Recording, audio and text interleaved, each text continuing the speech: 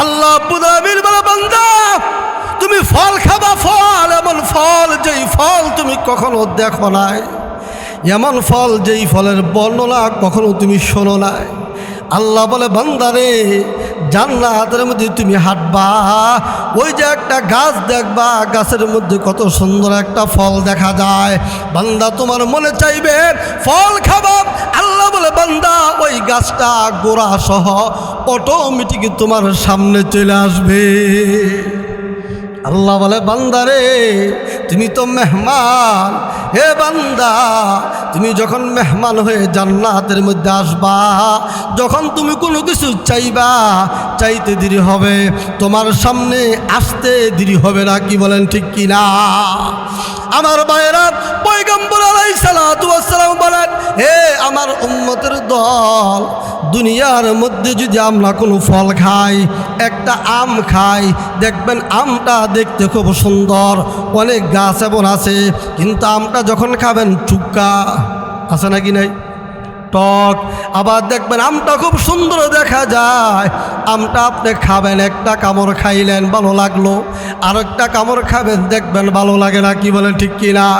পয়গম্বর আলাইহিস সালাতু ওয়াস সালাম বলেন, হে আমার উম্মতের দল, তোমরা যারা জান্নাতুল ফেরদাউসের অধিবাসী হয়ে যাইবা, পয়গম্বর বলেন তোমাদের সামনে একটা ফল যখন দেওয়া হবে, ওই ফলটা যখন তুমি কামড় দিয়া খাবা, বান্দারে এমন মজা লাগবে, এমন মজা লাগবে, বান্দা তুমি আরেকবার কামড় দিবা।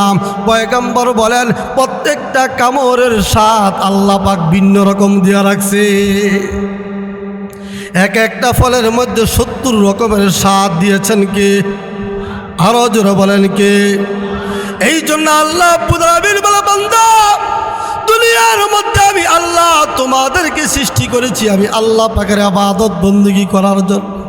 বান্দারে নামাজ পড়তে পারো না বন্ধু বান্ধবের কারণে, হে বান্দা পর্দা করতে পারো না বন্ধু বান্ধবের কারণে, বান্দারে দাড়ি রাখতে পারো না বন্ধু বান্ধবের কারণে, বান্দা সব কিছু বন্ধু বান্ধবদেরকে উপেক্ষা করে আমি আল্লাহ পাকের হুকুম তুমি মানতেছো, কত কষ্ট হয়।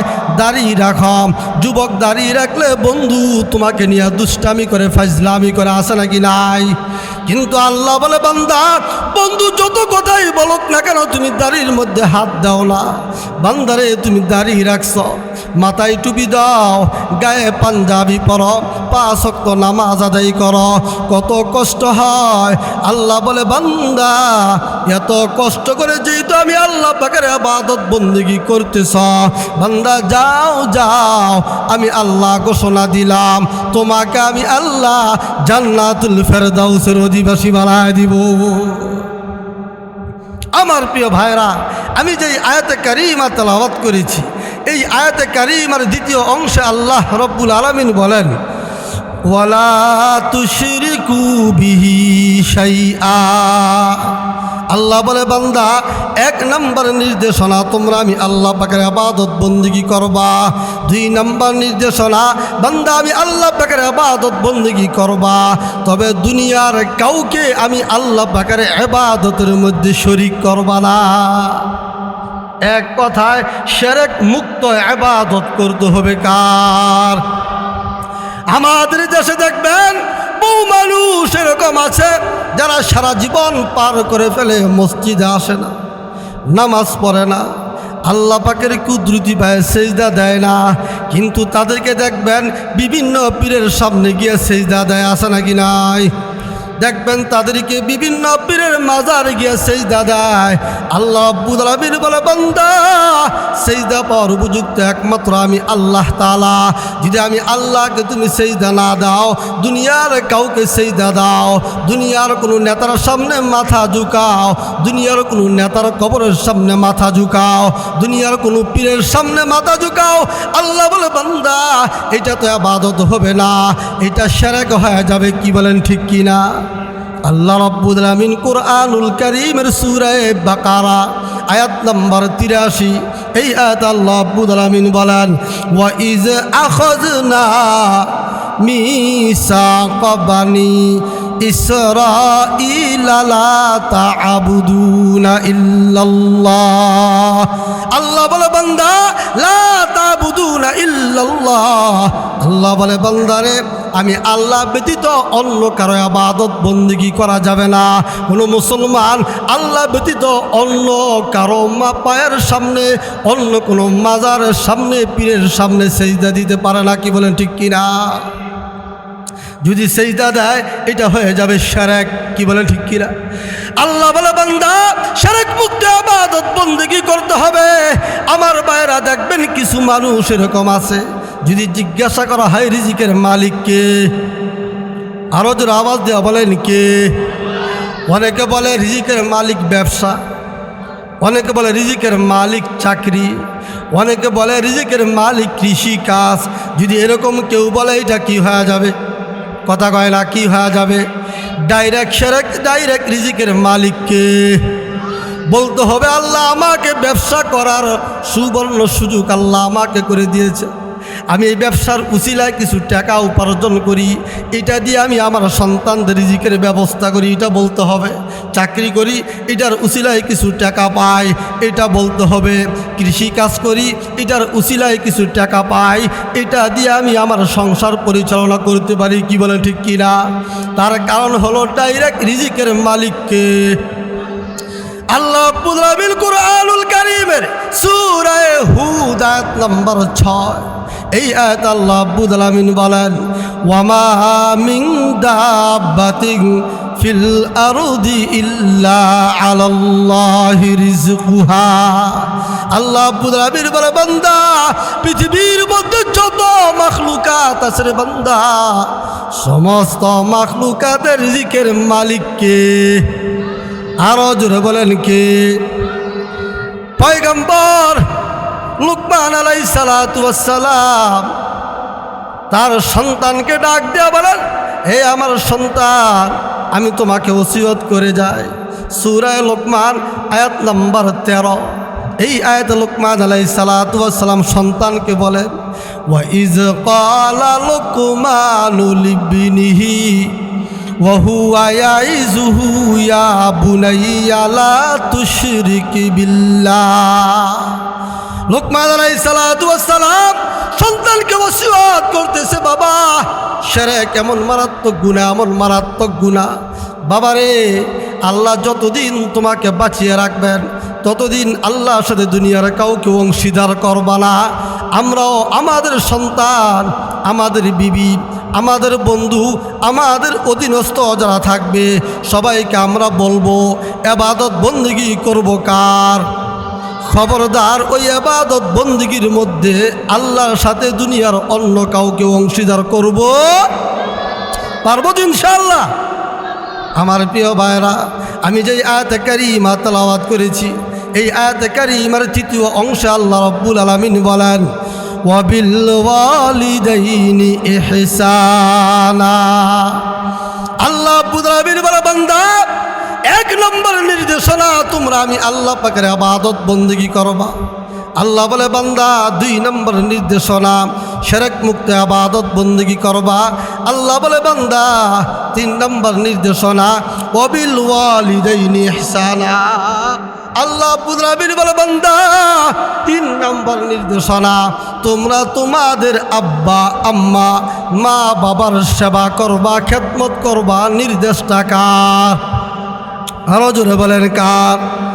আমার বাইরে দেখবেন আমাদের সমাজে, আমাদের দেশে এমন কিছু যুবক আছে যারা আব্বা আম্মার খেদমত করে না, যারা আব্বা আম্মার খেদমত করে না, আব্বা আম্মার সেবা করে না, আব্বা আম্মার সাথে কথাবার্তা বলে না। এরকম যুবক আছে নাকি নাই?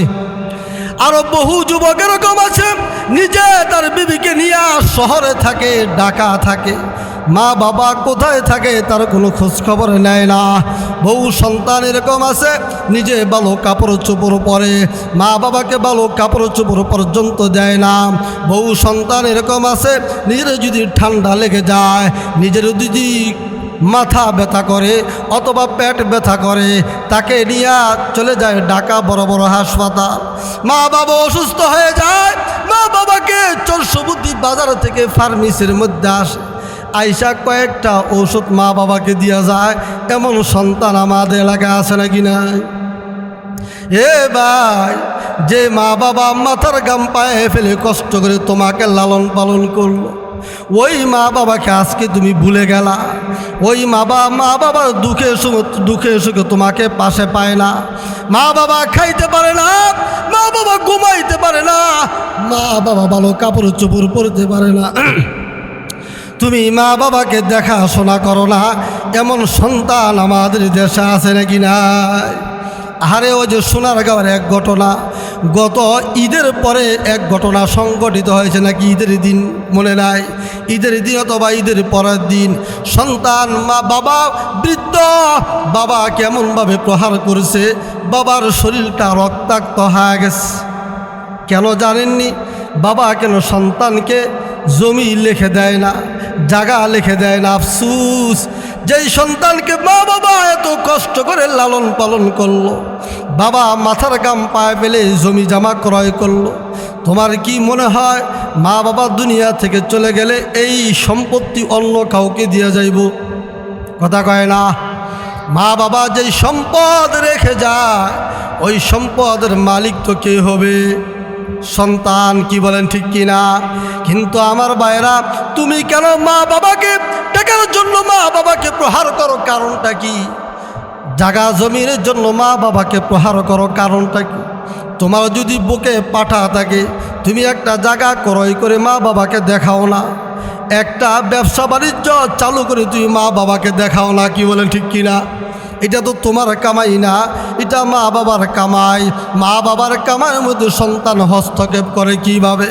এই জন্য আমার ভাইরা, যুবক ভাইদেরকে বলবো, যাদের মা বাবা দুনিয়াতে বেঁচে আছে, মনে রাখবেন মা বাবার সেবা করতে হবে, মা বাবার খেদমত করতে হবে। নির্দেশটা কার? আরো জোরে বলেন কার? মা বাবার সেবা কেন করতে হবে? কারণটা কি? আল্লাহ পাক সূরা আহকাফ আয়াত নম্বর 15, এই আয়াত আল্লাহ রাব্বুল আলামিন বলেন, ওয়াসাইনাল ইনসানা বিওয়ালিদাইহি ইহসানা হামালাতুহু উম্মুহু কুরহাও ওয়া ওয়াদাআতুহু কুরহা। আল্লাহ রাব্বুল আলামিন বলে, বান্দা, মা বাবার সেবা কেন করবা জানুনি? মা বাবার খেদমত কেন করবা জানুনি? আল্লাহ বলে, বান্দারে, একজন মা তার গর্ভে যখন সন্তান ধারণ করে, 1 মাস, 2 মাস, 3 মাস, 4 মাস, 10 মাস 10 দিন পর্যন্ত একজন মা তার গর্ভে সন্তান ধারণ করে। কি বলেন ঠিক কিনা? মার কষ্ট হয় কি হয় না? কথা কয় না?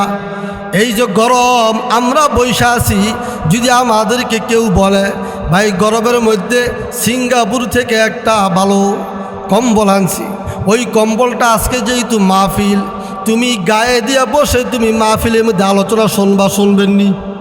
হ্যাঁ? বলবে না না, আমার কম্বলের দরকার নাই। অথবা চরসুবুদ্ধি বাজার থেকে যদি ল্যাপের ব্যবসা যারা করে, যদি সবাই ল্যাপ নিয়ে আসে, আজকে ওয়াজের দিন, যেহেতু মানুষ আসছে অনেক দূর থেকে ওয়াজ শুনবে, সবাই গায়ে একটা করে ল্যাপ দিয়ে দিবেননি? কথা কয় না? শরীরে একটা চাদর আমরা দিতে রাজি না, একটা জাম্পার শরীরের মধ্যে আমরা রাখতে রাজি না, গরমকালে মোটা গেঞ্জিও রাখতে রাজি না। কি বলেন ঠিক কিনা? আমার ভাইরা, সাধারণ 100 গ্রাম, 200 গ্রাম, 500 গ্রাম, 1 কেজি ওজনের একটা কম্বল, একটা চাদর গরমে আমি আর আপনি রাখতে পারি না, আমার আপনার কাছে অসহ্য মনে হয়। কিন্তু একজন মা একটা সন্তান তার পেটে 10 মাস 10 দিন ধারণ করে, একটা সন্তানের ওজন কখনো 4.5 কেজি হয়ে যায়, কখনো 4 কেজি হয়, কখনো 3 কেজি হয়, 2 কেজি হয়, 2.5 কেজি হয়। কি বলেন ঠিক কিনা? একজন মা একটা সন্তান 3 কেজি, 4 কেজি, 4.5 কেজি পর্যন্ত ওজনওয়ালা একটা সন্তানকে মা গর্ভধারণ করে। একজন গর্ভধারণের মার কষ্টকে যদি এক পাল্লায় রাখা হয়, আমরা যারা এই জায়গা আছি, আমাদের কষ্টকে যদি এক পাল্লায় রাখা হয়, একজন গর্ভধারণের মায়ের কষ্টের পাল্লাটাই ভারী হয়ে যাবে। কি বলেন ঠিক কিনা? এই জন্য আমার ভাইরা একজন মা বাবার খেদমত করতে হবে, নির্দেশটা কার? 2 নম্বর কারণ, আল্লাহ পুরাবির বলে বান্দা, একজন মা তার গর্ভে যখন সন্তান 10 মাস 10 দিন পার হয়ে যায়, মার যখন প্রসব বেদনা শুরু হয়, এ ভাই আমরা কি বুঝবো? আমরা তো আপনাদেরকে বুঝাইতে পারবো না, আপনারাও বুঝতে পারবেন না। একজন গর্ভধারণের মা যখন প্রসব বেদনা শুরু হয়, অনেক মা এরকম আছে চোখে পানি রাখতে পারে না, কাঁদতে থাকে। অনেক মা এরকম আছে জিহ্বা দিয়ে রক্ত বের হয়, জিহ্বা কামড়াইতে থাকে ব্যথার কারণে। অনেক মা এরকম আছে মাটি পর্যন্ত খেয়ে ফেলে ব্যথার কারণে। কিন্তু আমার ভাইরা, ওই মা এত কষ্ট সহ্য করার পরেও প্রসব বেদনার পর সন্তান যখন সামনে আসে, মা চোখের পানি ফালায় দেয়, মা কাঁদতে থাকে। সন্তানকে ডাক দেয়া বলে, বাবা আজকে 10 মাস 10 দিন পর তুমি দুনিয়াতে আসলা। এ বাবা, তুমি জানো তুমি যখন আমার পেটে আসলা আমি মা কত কষ্ট করেছি। সন্তানকে দেখে মা দুঃখিনী চোখের পানি ফালার কান্না করে আর ডাক দেয়া বলে, বাবারে যখন তুমি আমার পেটে আসলা আমি মা পানিটা পর্যন্ত পান করতে পারতাম না।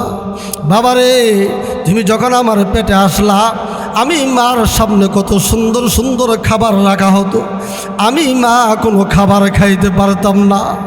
এ বাবা, আস্তে আস্তে যখন একটু বড় হতে লাগলা, তোমার বাবা আমাকে জোরে হাঁটতে দেয় নাই, আমাকে ওজনওয়ালা কোনো জিনিস উঠাইতে দেয় নাই, রাত্রেবেলা ঘর থেকে আমাকে বের হতে দেয় নাই। না জানি আমার সন্তানের কষ্ট হয়, কি বলেন ঠিক কি না? মা চোখের বাড়ি বাড়ান আর কান্না করে সন্তানকে ডাক দিয়ে বলে, বাবা রে যখন তুমি আস্তে আস্তে বড় হতে লাগলা, এ বাবা মাঝে মাঝে তুমি আমার পেটের মধ্যে এমনভাবে আঘাত করতা, আমি মা চোখের পানি রাখতে পারতাম না। তোমার বাবা আমাকে জিজ্ঞাসা করতো, কি বাবার বিবি সাহেব তোমার চোখে পানি কেন, কান্না করো কে? বিবি সাহেব স্বামীকে ডাক দিয়ে বলে, না না আমার কিছুই হয় নাই, এমনি এমনি কান্না করতেছি, ভালো লাগতেছে না।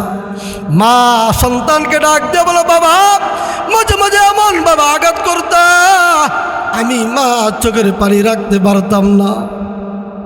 তোমার দাদা, তোমার দাদি, তোমার নানা, তোমার নানু আমাকে জিজ্ঞাসা করতো, কী ব্যাপারে কান্না করো কেন?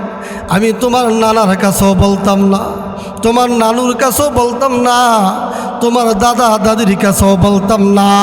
কিন্তু বাবা এত কষ্ট দেওয়ার পর আজকে 10 মাস 10 দিন পর তুমি যখন দুনিয়াতে আসলা, তোমার চেহারাটা আমি মা দেখতে দেরি হয়েছে রে বাবা। আমি মা 10 মাস 10 দিনের কষ্ট অটোমেটিক আমি মা ভুলে গেছি। এই জন্য আমার ভাইরা, ওই বাবা ওই মা এত কষ্ট করে আমাকে আপনাকে পেটে ধারণ করছে, এত কষ্ট করে আমাকে আপনাকে লালন পালন করছে, বড় করছে। ওই মা বাবার মনে কষ্ট দেওয়া যাবে না, ওই মা বাবার সাথে বেয়াদবি করা যাবে না, ওই মা বাবার সামনে উপ শব্দটাও বলা যাবে না। নির্দেশটা কার? আরও জোরে বলেন কার? এই জন্য মনে থাকবে তো, যাদের মা বাবা আছে আল্লাহ যতদিন আমাদেরকে বাঁচিয়ে রাখবেন ততদিন আমরা মা বাবার খেদমত করব। নির্দেশটা কার? আরও জোরে বলেন কার? তাহলে আলোচনা করেছি 3টা বিষয় নিয়ে। 1 নাম্বার, আমরা ইবাদত বন্দেগী করব কার? 2 নাম্বার, শিরক মুক্ত ইবাদত বন্দেগী করতে হবে, নির্দেশ দিয়েছেন কে? 3 নাম্বার, যাদের আব্বা মা দুনিয়াতে বেঁচে আছে তাদের সেবা করব, তাদের খেদমত করব। নির্দেশটা কার? এখন আসেন 3টা হাদিস শুনি। 1 নাম্বার, নাসাই শরীফের বর্ণনায় হাদিস নাম্বার 4022, হযরত আব্দুল্লাহ ইবনে আমর রাদিয়াল্লাহু তাআলা আনহু থেকে বর্ণিত। তিনি বলেন, আন আব্দুল্লাহ ইবনে আমর রাদিয়াল্লাহু তাআলা আনহু আন্নাহু قال قال رسول الله صلى الله عليه وسلم الكبائر الاشراك بالله। আল্লাহ নবীর সাহাবী হযরত আব্দুল্লাহ ইবনে আমর রাদিয়াল্লাহু তাআলা আনহু থেকে বর্ণিত, তিনি বলেন পয়গম্বর আলাইহিস সালাতু ওয়াস সালাম বলছেন, দুনিয়ার মধ্যে সবচেয়ে বড় কবিরা গুনাহ হলো আল্লাহ রব্বুল আলামিনের সাথে কাউকে অংশীদার করা। কি বলেন ঠিক কিনা? 2 নম্বর হাদিস মুসলিম শরীফের বর্ণনায়, হাদিস নাম্বার 14, হযরত আবু হুরায়রা রাদিয়াল্লাহু তাআলা আনহু থেকে বর্ণিত, তিনি বলেন আন আবি হুরায়রা রাদিয়াল্লাহু তাআলা আনহু আন্নাহু ক্বাল قال رسول الله صلى الله عليه وسلم إن عربيا جاء إلى النبي صلى الله عليه وسلم فقال يا رسول الله دلني على عمل إذا عملته دخلت الجنة। আল্লাহ নবীর সাহাবী হযরত আবু হুরায়রা রাদিয়াল্লাহু তাআলা আনহু থেকে বর্ণিত, তিনি বলেন পয়গম্বর আলাইহিস সালাতু ওয়াস সালাম বলছেন, একজন গ্রাম্য সাহাবী আল্লাহ নবীর দরবারে আসলেন। আয়েশা ডাক দিয়ে বলতেছেন, ইয়া রাসূলুল্লাহ, আপনি আমাকে এমন কিছু আমলের কথা বলে দেন যে আমলগুলো করলে আমি জান্নাতে চলে যাব। পয়গম্বর আলাইহিস সালাতু ওয়াস সালাম ওই গ্রাম্য সাহাবীকে এক এক করে আমল বলতে লাগলেন।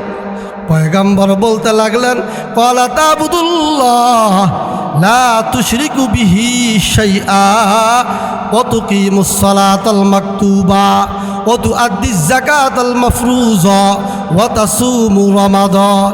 পয়গম্বর আলাইহিস সালাতু ওয়াস সালাম আল্লাহ নবীর সাহাবীকে ডাক দিয়ে বললেন, হে আমার সাহাবী, 1 নাম্বার তুমি আল্লাহ পাকের ইবাদত বন্দেগী করবা। কার ইবাদত? কথা কয় না কার? আর আওয়াজ দিয়ে বলতে হবে কার? 2 নাম্বার পয়গম্বর বলেন, তুমি আল্লাহ পাকের ইবাদতের মধ্যে দুনিয়ার কাউকে অংশীদার করবা না। 3 নাম্বার তুমি ফরজ নামাজগুলো আদায় করবা। 4 নাম্বার যদি তোমার উপর যাকাত ওয়াজিব হয় যাকাত আদায় করবা। 5 নাম্বার যদি মাহে রমজান পাও মাহে রমজান রোজাগুলো আদায় করবা। আমল কয়টা? কথা কয় না কয়টা? আওয়াজ দিয়ে বলতে হবে কয়টা?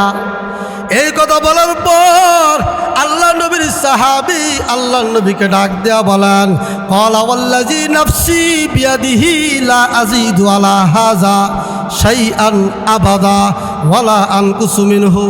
ও পয়গম্বর, ওই সত্তার কসম যার হাতে আমার প্রাণ, নবী গো, আপনি আমাকে যেই 5টা আমল কথা বললেন, এই 5টা আমল আমি করতেই থাকবো। তার থেকে একটা আমল আমি বাড়াবো না, একটা আমল আমি কমাবো না। এই কথা বলার পর আল্লাহ নবীর সাহাবী ফালাম্মা ওয়াল্লা ক্বালা নবিয়্যু সাল্লাল্লাহু আলাইহি ওয়াসাল্লাম মান সাররাহু আইয়ানজুরা ইলা রাজুলিন মিন আহলিল জান্নাহ ফালিয়ানজুর ইলা হাযা। আল্লাহ নবী এই কথা বলার পর আল্লাহ নবীর সাহাবী তার গন্তব্য স্থানে চলে যাচ্ছেন। এমতো অবস্থায় পয়গম্বর ডাক দেয়া বলেন, হে আমার সাহাবীরা, তোমরা যদি দুনিয়ার মধ্যে কোনো জান্নাতি লোক দেখে আনন্দিত হতে চাও, আমার এই সাহাবীর দিকে তাকাও। আমার এই সাহাবী হলো জান্নাতি। 3 নম্বর হাদিস মিশকাত শরীফের বর্ণনায়, হাদিস নাম্বার 4938, হযরত আব্দুল্লাহ ইবনে আব্বাস রাদিয়াল্লাহু তাআলা আনহু থেকে বর্ণিত, তিনি বলেন আন আব্দুল্লাহ ইবনে আব্বাস রাদিয়াল্লাহু তাআলা আনহু আন্নাহু ক্বাল ক্বালা রাসূলুল্লাহ সাল্লাল্লাহু আলাইহি ওয়াসাল্লাম মা মিন ওয়ালাদিন বারিন ইয়ানজুরু ইলা ওয়ালিদাইহি নাজরাতা রাহমা ইল্লা কাতাবাল্লাহু লাহু বিকুল্লি নাজরা হজ্জাতান মাবরুরা। قالوا وإن نظر كل يوم 100 مرة قال نعم الله أكبر وأطيب। সুন্দর হাদিস ভালো করে শুনতে হবে। হযরত আব্দুল্লাহ ইবনে আব্বাস রাদিয়াল্লাহু তাআলা আনহু থেকে বর্ণিত, তিনি বলেন পয়গম্বর আলাইহিস সালাতু ওয়াস সালাম বলছেন, যদি কোনো নেক সন্তান, কি সন্তান? আওয়াজ দিয়ে বলতে হবে কি সন্তান? আরো আওয়াজ দিয়ে বলতে হবে কি সন্তান? পয়গম্বর বলেন, যদি কোনো নেক সন্তান, ভালো সন্তান, মা বাবার চেহারার দিকে মায়ার দৃষ্টিতে একবার তাকায়, কয়বার? একবার। কার দিকে? মা বাবার চেহারার দিকে পয়গম্বর বলেন একবার তাকাইতে দেরি হবে তার আমলনামায় আল্লাহ পাক একটা কবুল হজের সব লিপিবদ্ধ করতে দেরি করবে না।